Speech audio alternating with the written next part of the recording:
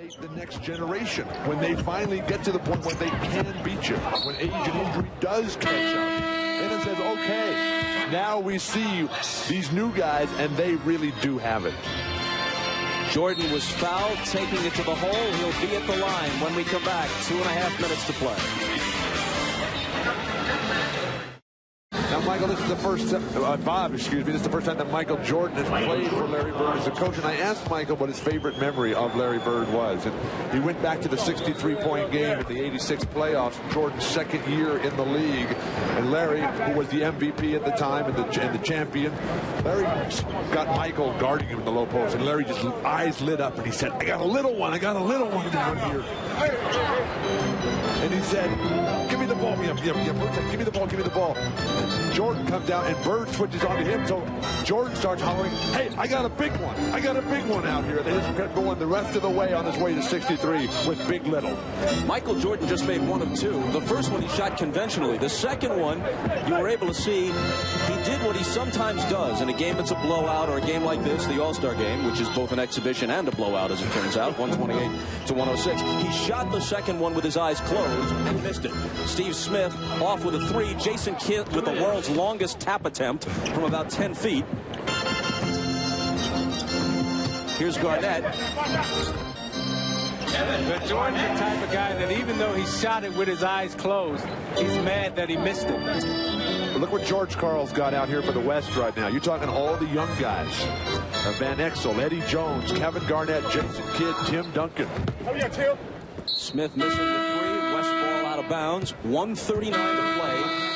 East by 20. This is the second foul shot by Michael. Eyes closed, and it's off left. Oh, no. And he's probably mad that he missed it. But what the young guys should do is take advice from the older guys. Seek one of the older guys out. When I came to my first All-Star game, I saw Kareem out to ask Kareem, how do I handle my career? How do I go about being a champion?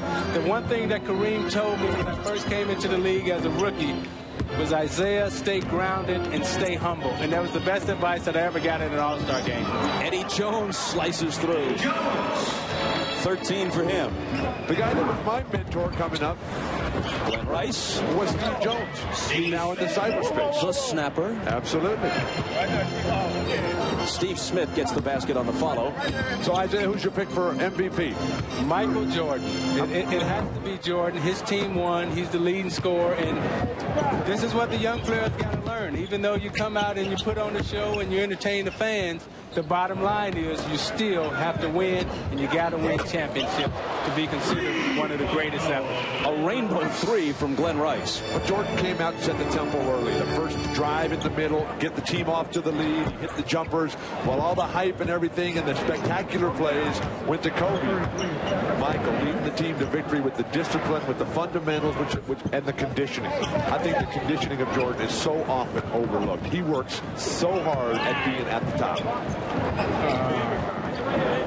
Eddie Jones with it as we play out the final seconds. Van Exel, an unguarded three, way off.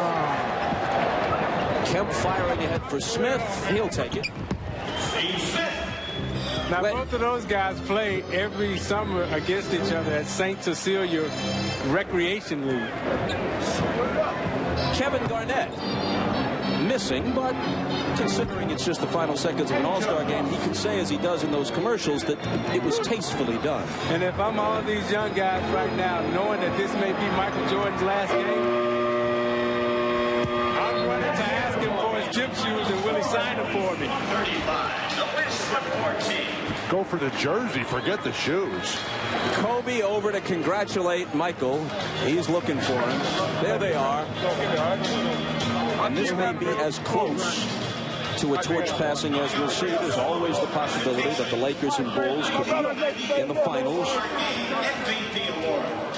But this might be the last time we see Kobe Bryant and Michael Jordan on the floor at the same time. The teams have played their 2 regular season games already. They split them. The Bulls won in Chicago. Lakers won last week at the Forum. And if they don't meet in the finals, and if, despite everyone's pleas to the contrary, this is it for Michael Jordan, then this is where the torch was passed.